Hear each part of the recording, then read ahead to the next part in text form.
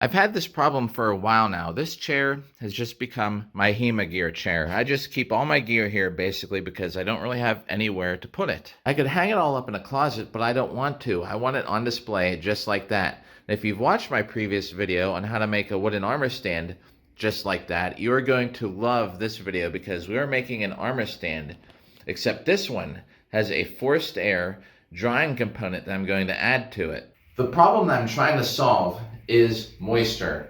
Whenever you work out in your gear or you compete and it gets wet, out here right now it's 30 degrees and I can't just lay everything out in the heat and let it dry out and then hang it up.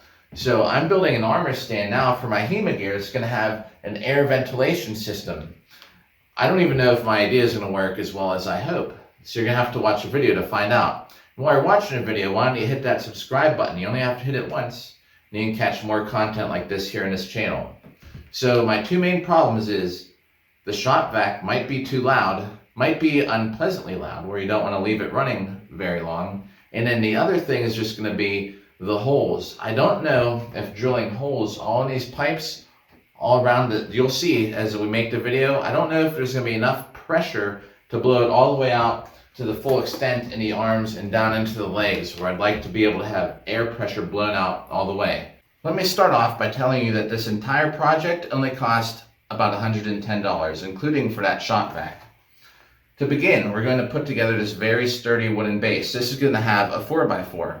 The 4x4 does not need to be as tall as me. We're going to cut it about 5 feet. The two mounting points we're going to attach our PVC forced air drying frame to is going to be below 5 feet in 2 spots.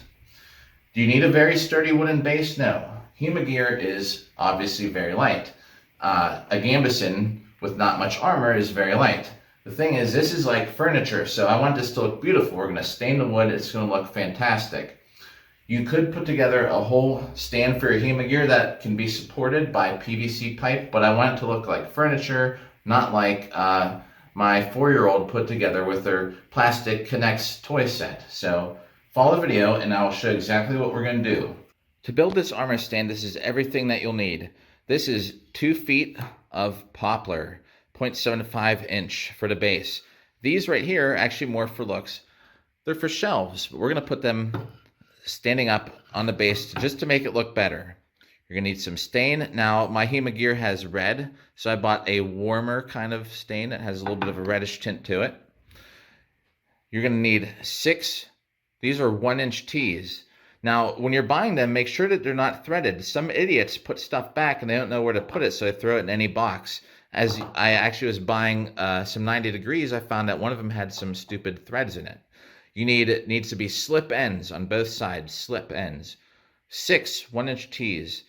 2 of these 1-inch 45s, okay? These are going to be your shoulders. You're going to need 5 90 degrees. And one is going to be where the shop vac connects. 2 are going to be for elbows, and these 2 are going to complete where you fasten the shop vac to. You're going to need 6 caps. Don't be getting 1 1/4 inch caps because you go and you're like, oh, hey, it doesn't need to fit over here. The 1-inch pipe is going to go in between, and we're going to use this glue here to make it stay in place, to cement it in place. Don't buy caps that are like this big that fit over it. When you're fooling around, if you don't know anything about PVC pipe, watch what I'm saying here. 6 caps because we need dead ends. 1 for the head, the legs, okay, and the arms. And this is going to be, we're going to have head down to the shop vac, and this is going to go out to your arms, and we're going to have 2 PVC pipes come down to blow on the inside of the jacket. And these here are 1-inch pipe, I guess hold right, I don't know, but they're just going to connect, screw them into the 4x4 to fasten this whole PVC drying system onto this 4x4 that we're going to have in the middle of this base. Shop vac, this was ridiculously expensive. It was like $8 for this stupid thing, but we are going to actually cut it down a little bit. We're going to have this is going to be where the shop vac connects into your system right there. And of course is a bucket max, so this kind of shop vac needs a bucket. So don't forget a bucket. Here is our 4x4, and we have 2 10-foot pieces of 1-inch pipe. Now, if you've never put pipe together in your life, just pay attention right here. It'll of course be clearly marked in the store, but I just want to show you before you buy the wrong stuff for what we're doing right here. See all this stuff printed on here? You don't need to care about any of it except for that measurement. It'll tell you on the pipe 1 inch. Now if you look here at these fittings, see it says PVC 1. PVC 1 inch up top, right? So that is because they fit inside. The 1 inch diameter fits inside here. That's why I'm saying don't go to the store and you're putting stuff together, playing around with your hands, and you buy an 1.25" cap, because it's not how they work. We cut these to the length we want, we insert them, and we glue them so they stay in place. Get what I mean? So don't go buying like caps and things or fitting these parts together with stuff that overlap, because you're going to get home and none of it's going to fit together and you're going to be very unhappy. Oh, hey, and here's the tools that we're using. You don't need a sander. I'm just using it because I want it to look a little nicer. But those pieces of wood come finish very well. You're going to need something to cut the pipe with. If you don't have one of these, get a hacksaw. And of course, I hope you have a drill or access to one, because you're going to need to pre-drill some screws and countersink some things. And of course, we're going to need to drill the holes into this 1 inch pipe. They sell this wood by the foot. At the store, I had them cut it to 2 feet. As you can see, I'm sanding the edges a little bit to make it look a little nicer. You don't need something like this to do that. See where that at the store they cut it and it's a little nicked up on the edges? That's why I want to make it look a little nicer. And there's where I have a thumbprint from some stupid Doritos I was eating when I grabbed the wood. So I'm going to try and get that off of there. And as you can see, there's a little bit of some rough spots on here, but this wood is perfectly fine to stain if you do not have any tools like a sander or have any sandpaper at home. The dot with the circle is the exact center of the base. Measure to find the exact center of your base by measuring the length and the width. And you can put a dot right there. You just divide it in half, measure twice, one from each way, so that everything lines up. Measure twice, cut once. So now that you've found the center, I put together I plotted like a 2 inch square here, because the 4x4 is going to sit here. This is the face. I'm going to take 4 3-inch screws. I'm going to drill 4 holes in here. As you can see, that this bit is just barely bigger than the threads on that screw. You don't worry about the threads of the screw catching this wood. You want it to pass through here and sink into the 4x4. And we're going to countersink the heads of these screws, which I will show you here in a moment. Just means that we're going to dig a hole in the bottom so that the head of the screw goes inside. You want the wood to be a little bit farther out than the head of the screw. That way, if you're dragging this around on the floor, you don't scratch up your nice wooden floor. This is the bottom of your base. You're going to be placing this on the floor, like a nice hardwood floor like I have, see? So this is what I mean by countersinking. You want to make sure that you've taken a knife, razor, something to make room for the head of the screw to go in, right? Countersunk. You don't feel it. You can even take something like a pencil, right? It doesn't even touch it. Now, see how that one on the left has nothing, just like this hole. Not countersunk, scratch up your floor. This is almost there, but listen. Hear it rubbing on the pencil? So you know that you need to go a little bit further. Now this wood, it actually probably suck it up inside, but does not hurt to just make sure that the screw head is buried. That way when you slide your armor stand around, you don't mess up your floor. The wood is ready to be stained. Everything is drilled and countersunk. I even countersunk those supports where we're going to screw them later. So staining is very easy. Don't get it on your hands. You wipe it with the grain in the direction of the grain. You just wipe it on, wipe it off. It's that easy. Let it dry. So this is before, and here is after. So this is the general layout. It looks like I accidentally bought an extra T fitting. So you only need 5 apparently. So dead end up at the head. Those are the shoulders. I got the 45s because I'm going to angle them forward a little bit so that it'll take the 90 and angle that up a little bit so you can be able to rest your gauntlets on the end caps of the hands. So it's going to go shot back, blows in, dead end. Hopefully that will force the air up, out the shoulders down to the arms. And we're going to have these 2 descending PVC pipes right there. with some dead ends that are going to go down, because that's going to have all the holes to dry out the center of your coat down into the leg area. So I don't know, let's start cutting some pipe and gluing it together and see what we get. Something I want to point out, what I was thinking when I was at the store was, I don't know if I'll be able to get this jacket on with both arms out so far apart. So I'm probably going to leave the right shoulder unglued so that we can unattach it and reattach it just over and over as we take this on and off of the stand. But we'll see. We'll put it all together just to test fit before we glue anything. I have that 4-way right where it needs to be. So here's something to think about when you're measuring pipe. So as you can see there, the 8-inch mark is like right there.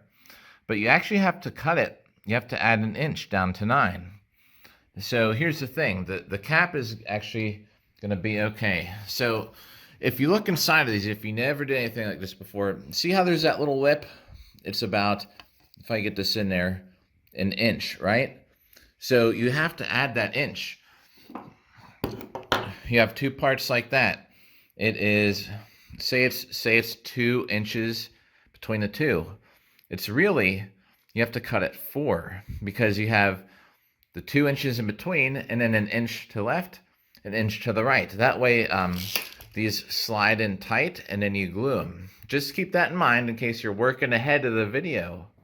This is where you're going to use a hacksaw if you don't have a tool like this, but we're going to cut it right on that line. And I'm just going to show you this once real quick, and then I'm going to cut everything else, and then we'll tune back in. But I'm actually cutting it a little bit longer in 9, because just in case, like we can always cut it a little shorter. I don't want to waste pipe. You know, we're going to do this as a prototype. You can expect that we might make a couple adjustments, but cut it a little bit longer, adjust it later. So the shoulder joints seem to be in a perfect spot, about 15 inches across. I will post all the measurements at the end of the video so you can recreate this at home and know exactly what you need to cut. I've encountered the first problem. So see these clips right here that said 1 inch? Look at that. Doesn't look like that's supposed to be right. They're pretty sturdy. I'll still screw it on, but I don't know if that's going to be the... This is a prototype, you know, but so something's going to have to change here. Gotta take a little break with the buddies.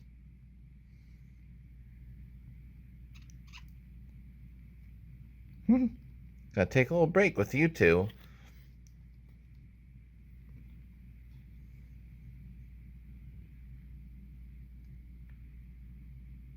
Here is this contraption. All right, so everything is hooked up, right? One thing I guess I could change is I could have put a 90 here. But otherwise, yeah, pretty happy with things. All of the pipes are hooked up right now, including to the shop vac. Everything is totally sealed, just not glued. There's no holes drilled in here yet. I feel like this is straight out of the movie Frankenstein, but I'm about to create a monster. So I'm going to remove this end cap right here. We're going to take this tissue and stuff it in here. If everything works and it shoots this tissue out once I hit the on switch on the shop vac, I know there's enough pressure in here to even continue working on this project. We ready? Here's the switch. All right. 3, 2, 1. It's alive! Hey! This is success. All right, so we're gonna start gluing this together. Let me show you how that's done. What we need to do next is cement or glue these pipes together. Now this is something you should probably do outside or just have a lot of proper ventilation, wear a mask. These ceilings are about 10 feet high, so I'm really not worried about it. But take caution, of course. You don't want to breathe this stuff in. So this is basically all I need to do. I'm going to do one joint, and then you guys can take it from there. But just so you know, you can be a little bit more technical, clean them off, add primer, whatever. This has a brush. You go around it. Make sure everything's covered. You need to cover it 1 inch. Go inside here Cover it all, right? You do one more coat here around the outside.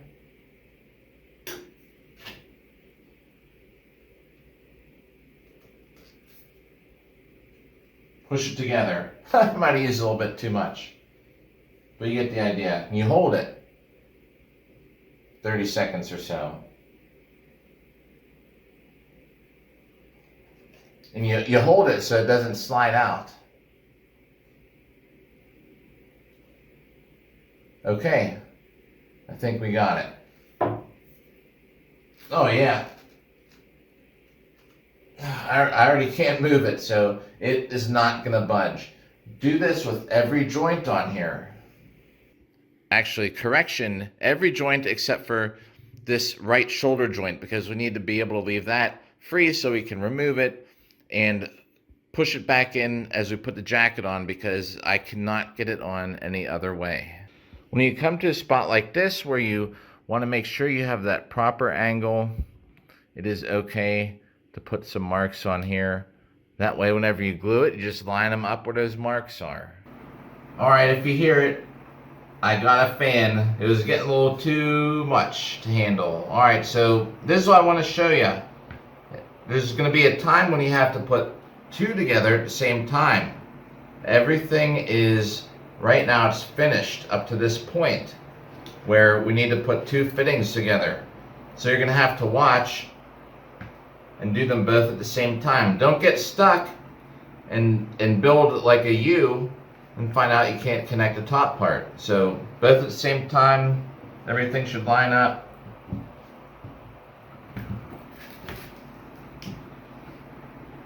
And hold it, because it will push out if you're not careful. If you don't watch it, you push a fitting together with this cement in there and it'll push back out. Welcome to day 2. We're about to drill holes in all these pipes. I thought I'd mention that. I left a couple unattached so that after we drill the holes in there, we can shake out all the PVC dust and shavings. I also wanted to mention that I don't know how many holes we're going to need, but we're using a 1/8 of an inch drill bit, and I'm going to periodically check with the shop vac to make sure that we're blowing the air out through the holes and we don't lose pressure out here in the furthest along the extremities of these pipes. I drilled a lot of holes in here. Let's turn it on and see how it works. I left the cap off here just for now, so in case there's not enough holes, it doesn't have too much back pressure, because that would probably be bad for the motor. Let's see how it does.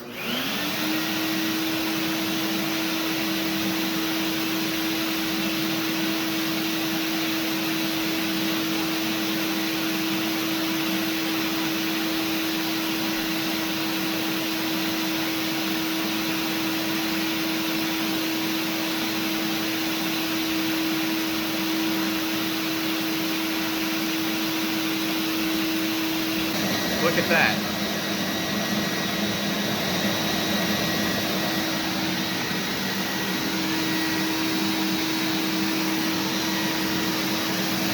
I drilled about 120 holes in here.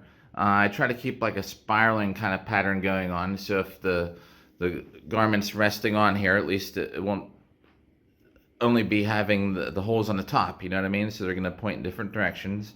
I did not put any holes in the neck or the head because obviously it's an open face helmet, so there's no point in having that. And this back here is not just the connection and the blow air. You know, I'm not mounting this flat against that 4x4. We're going to put the clamps here and here, and this is to keep it about 3 inches or so off of that post. That way I can slide the pants on and the suspenders. That if I mounted that flat to the post, I don't believe that would work. All right, gonna finish putting this base together. So basically I'm going to measure it and have it exactly what I want. I'm gonna draw a little line here so that I can line it up when we flip it over to pre-drill that to put the final screws in.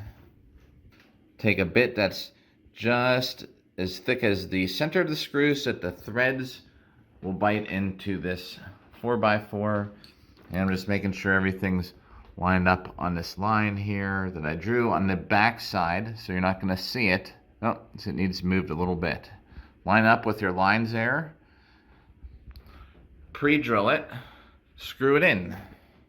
Your pipe supports need to be butted up against those connections. That way that they sort of sit on there and hold it, because these things slide up and down fairly easily. So, see, you butt it up against it. That way it'll help support the weight of this frame and all your gear. Now I'm holding this at shoulder height, so when that gets about center, that is the height of my shoulders right there. So that is where I'm going to screw these clips into this support. We're going to be nearly done. All right, let's dress this stand.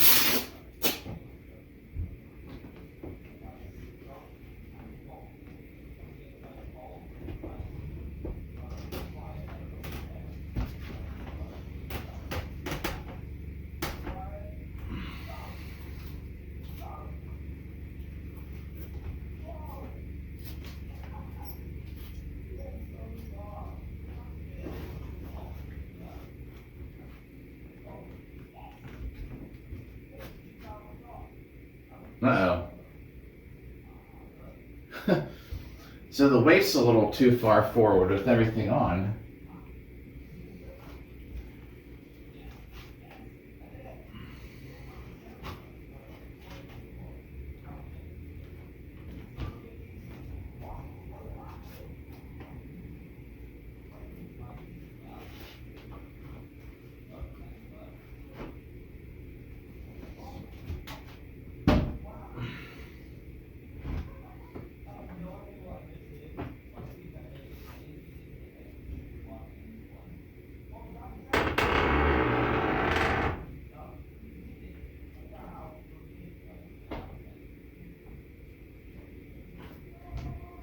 All right, now let's say I actually add some kind of like spacer in here, which you could probably do, but these pants just look a little goofy, I guess.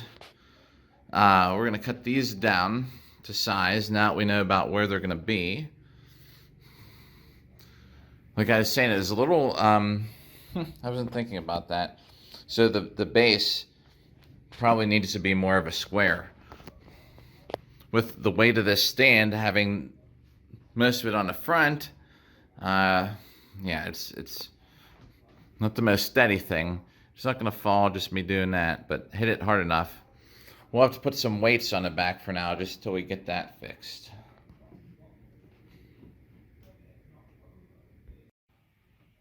The shop vac hose just runs right up behind here where it connects. So let's turn it on. It takes up so much space though with those arms out like that. But let's turn it on and we'll see if the air is flowing and how well.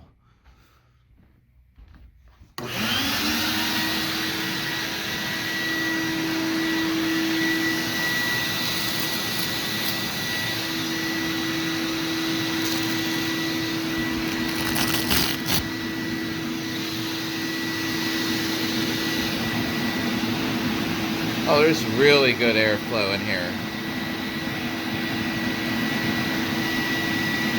So the center one is where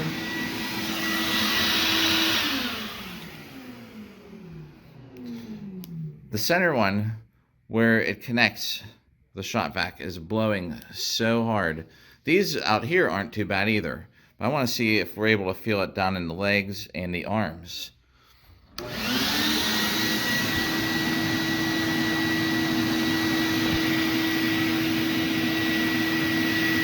Yeah, so there's air flowing through there.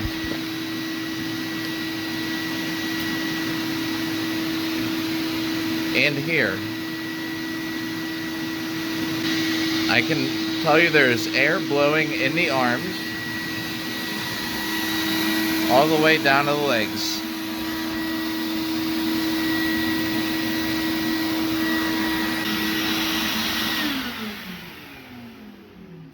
It's loud, and I don't know how long you can just leave a shop vac running either. Definitely need to figure out something with the hips.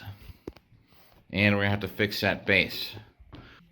Here's a cardboard spacer I'm gonna use to just sort of fill out the hips in those pants so that they hang a little better.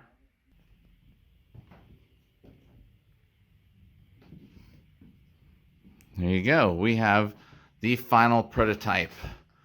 So, just needs a bigger base. Definitely in the front, that's for sure. You know, or offset it so that it'll support that weight, the center of gravity being in the front. But there you go. I'm not exactly sure if I like the arms sticking out so much because it looks like he just wants to give you a big hug, but at the same time it takes up so much space. But that's it. That is the HEMA gear stand, or you can put your Gambeson on it that actually can dry itself out if you don't mind some noise. And then we solved that problem. So the HEMA gear chair is now open for seating. Seating efficiency in the house is increased. And here are the measurements of all the pipe that I cut. 12 inches. You may want to just fit that custom to what you have for a helmet. It might be different than mine. 12 inches cut for that pipe there. 2 inches, when it says 2 inches, means that these just butt right against each other like that. A 2-inch pipe will butt those fittings together. So 2 inches from that cross, the 4-way cross, the first section, 42 that goes down to the leg on both sides.